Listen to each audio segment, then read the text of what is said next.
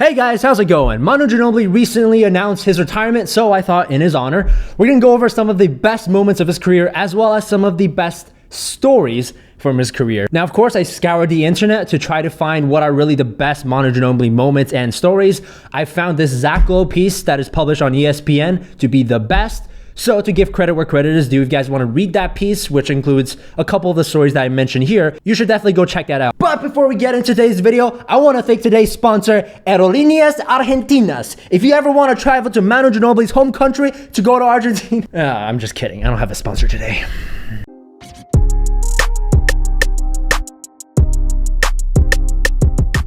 Manu Ginóbili is probably the greatest second round pick of all time. He also might be just the greatest draft steal of all time, given that he was picked 57th and nobody knew who he was. The story goes that R.C. Buford, the longtime Spurs general manager, traveled to Australia in 1997 to watch the 22 and under Basketball World Championship games. Now, Buford was there to scout other players. He had no idea who Ginóbili was, but then he saw him play basketball and observed he was like a wild colt out there, just doing crazy shit. Some of it made sense and some of it didn't, which basically is a perfect summary of Manu Ginóbili as a player. On draft night in 1999, the Spurs didn't even want to use their 57th pick. They tried to trade the pick around, and only after not getting any good deals for that pick did R.C. Buford finally go, it's the 57th pick, screw it. Let's just take this random kid I saw once in Australia play basketball. Ginóbili would then play in Italy for 3 more years after being drafted, and in Italy he won the Italian League MVP, and then he won EuroLeague Finals MVP, and then they were starting to get some hype and international fame.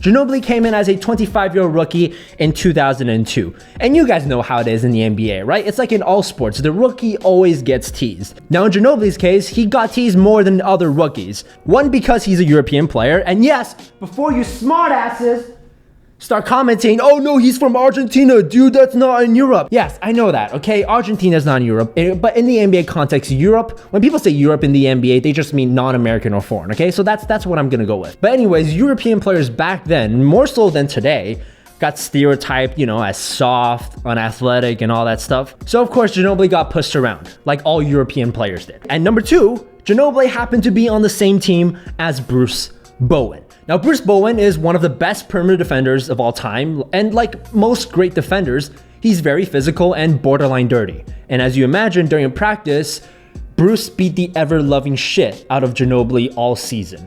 But Ginóbili never once backed down and kept getting up until Bruce Bowen went like, all right, okay, I respect this dude now. So then, in a Lakers-Spurs game, Kobe Bryant walks up to Bruce Bowen and says, "Tell me about the white boy," to which Bowen responds, "Oh, you're gonna see. He's not a white boy and he's got some stuff." Which, thank you, Bruce. Bruce Bowen is woke and he called out Kobe. He's like, Manu Ginóbili is not a white boy. He's a Hispanic boy. You racist piece of shit. Wait, hold on a sec. Emmanuel David Ginóbili. Ginóbili has dual citizenship with Argentina and Italy thanks to his Marxist descent. What's Marxist? Marxist is one of 20 regions of Italy. Oh! I'm so sorry, Kobe. You know what? I stand corrected. Kobe Bryant, you are right. Manu Ginóbili is, by factual nature, a white boy. But I'm from Ohio, though. White boy. Whoa, no. That's, you know what? No, I'm sorry. No, that's not the same type of white boy.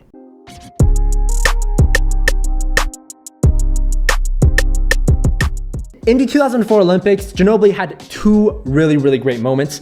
The first one was in a game against Serbia where he had this insane game winner, and I apologize for the quality, I couldn't find a better one, but just watch this clip. No, el lanzamiento es para Tomasevic. Repitió el 1 de 2, vamos rápido en la ofensiva. Arranca Montecchia, el pase para Gino. ¡Doble! ¡Doble! Impresionante, ¡Doble! ¡Tremendo el doble! Argentina le ganó al campeón del mundo. Conquista de Manu. Mirá. Ahí está. Sin claramente, dentro de tiempo. Claramente, cristal y doble, y Manu que se queda. Ahí está.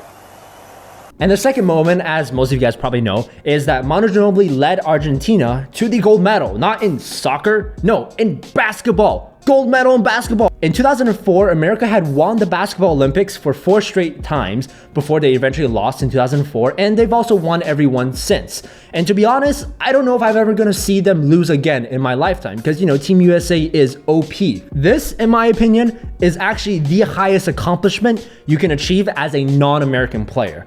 Right? Just think about this. I mean, this is beating Team USA is more impressive than beating the Golden State Warriors.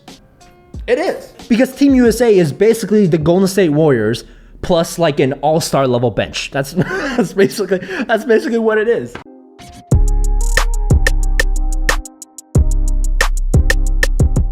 Ginóbili is one of the top candidates for best finals performances that didn't end up winning finals MVP. Right? So off the top of my head, Steph Curry, I think in 2015 and 2017 is on that list of best performances that didn't win finals MVP. I think Kevin Garnett in 2008 deserves a mention. And there's probably some other stuff I'm missing. But Ginóbili in 2005 was spectacular. He put up 18 points per game, 6 rebounds per game, 4 assists per game in the finals. And I know some of you out there are like, only 18 points per game. Dude, you gotta put this into context, right? This is the mid 2000s. This is when the league was at an all-time slow pace. Nobody could score. And especially in this final series, which was Spurs versus Pistons, Ginóbili did that against an all-time legendary defensive team in a series where neither team could score at all. It's pretty goddamn impressive. Mike Budenholzer, who was the assistant coach at that time in San Antonio, said that he thought Ginóbili should have been MVP, and the GM, R.C. Buford, said that Ginóbili should have at least been co-MVP with Tim Duncan. So there you go. All right, don't take my word, take their word for it.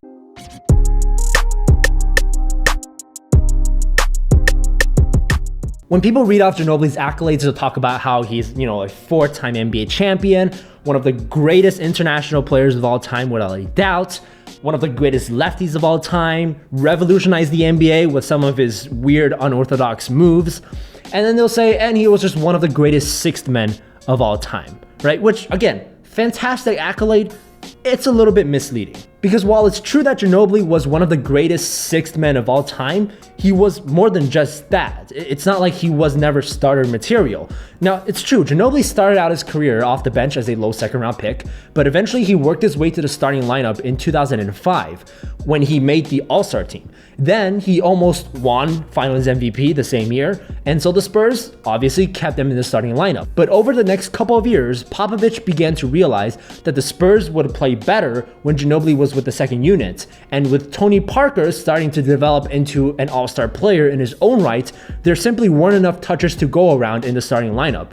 So Popovich went to Ginóbili in 2007 and asked him if he would be okay with coming off the bench, explaining his own thought process. And Ginóbili, to the surprise of many people, actually agreed to it, even though he had already cemented himself as a star.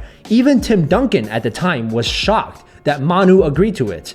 It was without a doubt a personal sacrifice. It meant less minutes and thus less points and less individual stats. But as Zach Lowe notes in his ESPN piece, which I think is a great point, Ginóbili coming off the bench and playing less minutes might have been a big reason why he was able to play in the NBA till his 40s. I mean, given how reckless Ginóbili's playstyle is, how he takes a lot of charges, he goes to the rim without hesitation, dives on the floor for loose balls all the time, he probably would have had a lot more injuries and thus a shorter career if he played like that for 35 minutes per game.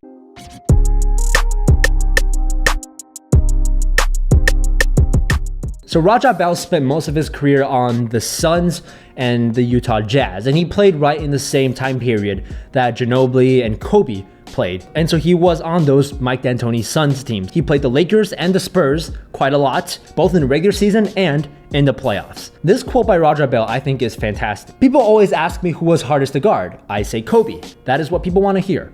But the truth is, it might have been Manu. He'd rev it up to fourth gear, get by you, take it back to second gear so you'd run into him, and then he'd make a crazy floater.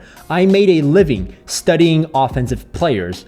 I couldn't figure him out. Now, does anyone in their right mind think that Ginóbili is a better offensive player than Kobe? Of course not. Of course not. But I think the point Raja Bell is making is that Ginóbili's unpredictability really exceeded that of any other offensive player in his era. I think what Bell is saying here is that when he was guarding Kobe, he kind of knew what he was going to expect, right? He knew that Kobe was going to do his fadeaways, going to do his pull-up jumpers. He knew he was going to get torched. You know that if he got hot, there's nothing your team could do. What he's saying is that with Manu, he just had no idea.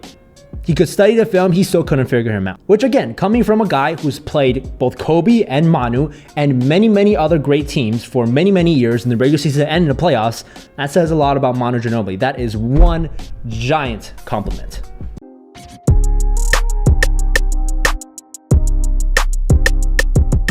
This is game 1 in the first round against the Steve Nash, Mike D'Antoni Suns in the playoffs. Now, this isn't a particularly crucial game as it's literally the first game of the playoffs, but I like this game winner, particularly because of how Ginóbili hits this. Now the Spurs still have a couple of timeouts, but they're not going to use it. Ginóbili to the basket, puts it up, banks it in with 1.8 remaining. Phoenix has no timeouts left. Inbound, Nash puts it up. It's over. The Spurs win in double overtime.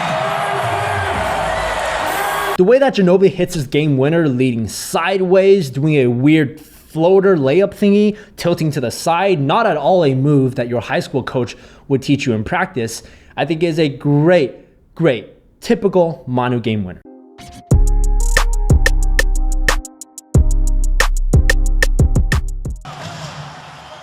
Leonard will inbound. Here's Ginóbili for 3.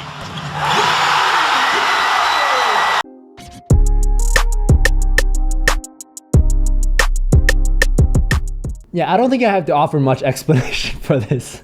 Of course, in San Antonio, they just have wild bats running around. Phil gets an easy one from DeJuan Blair, and here's the bat. He's back. Oh, Manu knocked it out of midair! Manu had enough, and he will walk it off the floor. We've had towels, nets, and all we needed was Manu. Is there nothing he can't do? Manu's tired of that stinking delay. Sean, that's our AT&T connection of the game right there. Yeah, I know it is. Pretty good.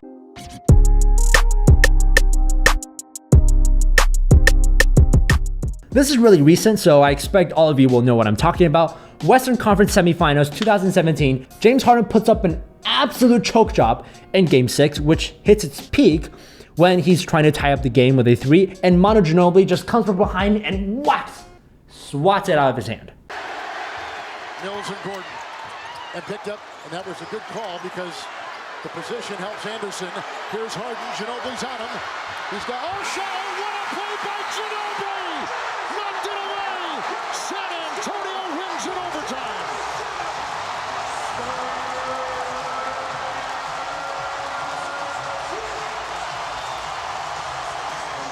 It was the 39-year-old veteran protecting the house. Ginóbili with the 12 points, 7 rebounds, 5 assists. Ginóbili obviously knew that Harden was trying to get off a 3-pointer because he was trying to tie the game, so that made it a little bit easier. And like we mentioned before, Harden was choking so hard, you would think that Olena Tyrell poisoned him. But I think Ginóbili doesn't get enough credit for even attempting this play, because this play is really ballsy. I'll explain why. You guys know how in recent years the refs have really been cracking down on fouling shooters, right? Especially fouling 3-point shooters. They're really strict right now about the rules of how, you got to give the shooter space to land, stuff like that. So Ginóbili actually had a choice to make. Ginóbili could have let Harden get that shot off, which has a really good chance of missing. Number 1, because Harden was choking that game. Number 2, because Harden was kind of off balance. It was a bit of an awkward shot. But instead, Ginóbili saw the ball. He's like, no, I'm going to take matters into my own hands. And he just grabbed the ball clean. Now, you know that if Ginóbili even grazed Harden's arm or hand, given the way Harden flails after every single shot, and like he did in this game winner, you just know that if Ginóbili even touched Harden, it would have been 3 free throws.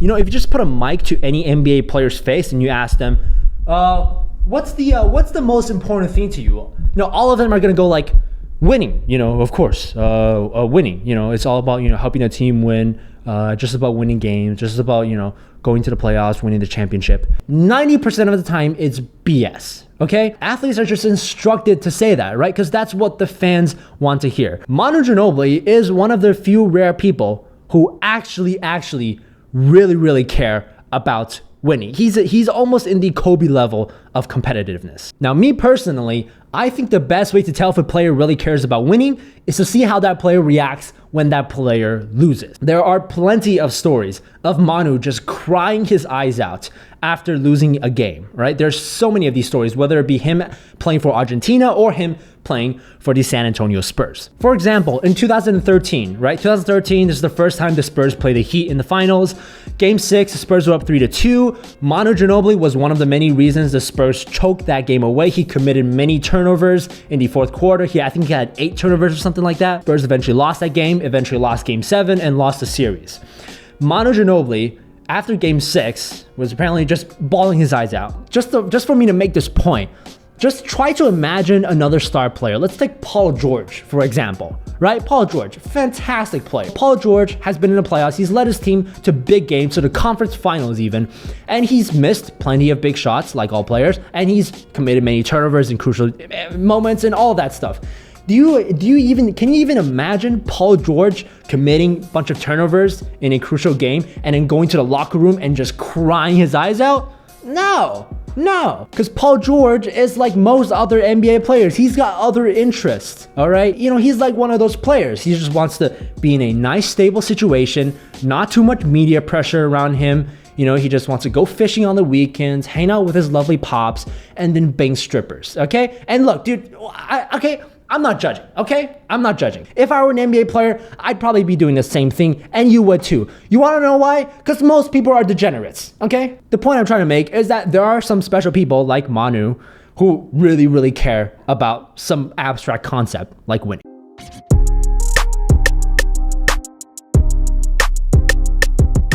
Do you guys remember in LeBron's Miami days when there was a lot of photos being taken all the time of his hairline, and it just kept going back and back? And of course, it kind of became a meme. This is like in 2012 or something. So this is like right at the beginning of like the internet meme culture. Oh man! And then LeBron somehow got his hairline fixed, and then he just decided to go bald, which I think he should have just went bald in the first place. Just my personal opinion, but I love the fact that Manu Ginóbili just has a bald spot and he doesn't hide it. I can't think of another NBA player who just goes around with a bald spot like that. I actually can't, off the top of my mind, think of any other player with just a huge bald spot. I can't. Maybe there is some. You guys will probably tell me in the comments. But anyways, if I knew that I was going to be on television every other day, I would spend all of my salary trying to get rid of that bald spot. But dude, like we talked about, I'm vain and so are you. There are people like Manu Ginóbili who are just like, yeah, whatever, dude. I'm like almost 40. I got a bald spot. So what? All right? Okay? Just deal with it. Okay? I can still play. I can still dunk on people. It's whatever. Massive respect for someone who just goes out there and rocks that bald spot. Props to you, dude.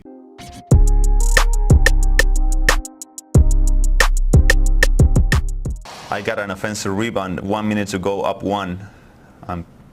1 minute to go, 50 seconds.